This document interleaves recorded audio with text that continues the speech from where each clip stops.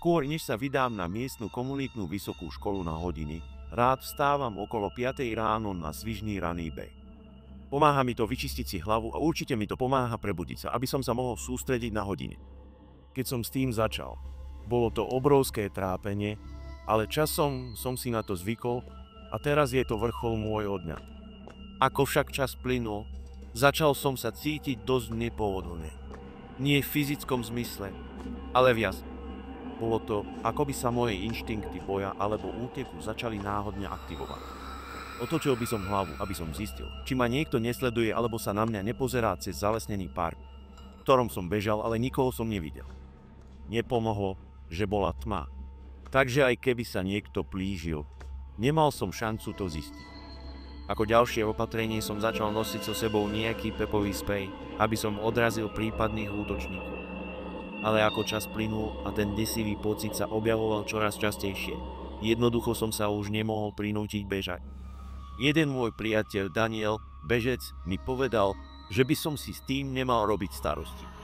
Povedal, že mysel si robí žarty sama zo seba, keď nemôže veci jasne vidieť, najmä v tme. Po tom, čo ma upokojil, som sa rozhodol dať behaniu ďalšiu šancu. Takže dnes, ako každý iný deň, som si obliekol čierne legíny, zviazal som si vlasy do copu, obul som si tenisky, nastavil hlasitosť hudby na plné pecky a vyrazil z dverí. Na začiatku som sa cítil fantasticky a užíval som si chladný Vánok a svieži raný vzduch. Ale potom, asi v polovici môjho behu, sa predo mnou na ceste objavila vysoká postava s kapučnou. Rýchlo som vyťahol svoj korenistý sprej a zakričal na osobu, aby ma nechala na pokoji. Osoba si rýchlo stiahla kapučňu, čím odhalila, že je to Daniel. S úľavou som si vydýchol, keď sa priblížil a zasmial som sa. Aké vtipné bolo, že sme bežali rovnakou cestou. Povedal som mu, že sa cítim bezpečnejšie, keď viem, že je na blízko. Daniel však pristúpil trochu príliš blízko a dal krivý úsmev. Povedal, že samozrejme som s ním v bezpečí, pretože zjavne som s ním bola v bezpečí už celé týždne. Uvedomenie si toho, čo tým myslel, mi rýchlo došlo, keď sa jeho ruky začali plaziť okolo môjho pásu. Zakričal som na neho, aby ma pustil a pripravil som sa ho postriekať, ale on mi to vyrazil z ruky a pokračoval v chytaní môjho hrdla s podivnými výkrikmi. Prosil som ho, aby ma pustil, aby mi niekto pomohol. Kričal na mňa a zovrel ma pevnejšie, pýtajúc sa, prečo nie som vďačný za jeho pozorné oči za posledných niekoľko týždňov. Bol som ohromený úplnou zmenou osobnosti od kedysi jemného priateľa, ktorého som poznal. Čoskoro som začal strátať vedomie, zoslabol som. Ale tesne predtým, ako som omdlel, som počul zvuky štekajúcich psov a staršieho muža, ktorý kričal na Danglea, aby ma pustil. V panike ma pustil a utekal späť do lesa.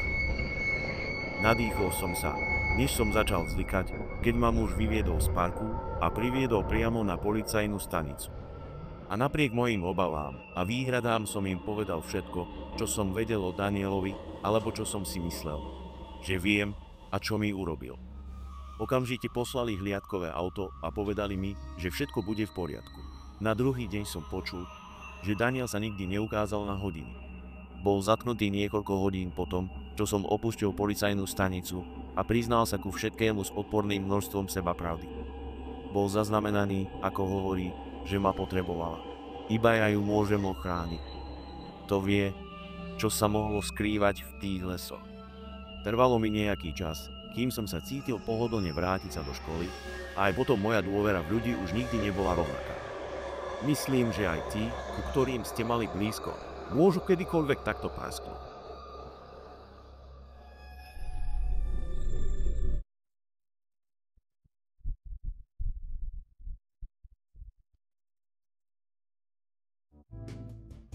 Ďakujem, že ste zostali až do konca videa.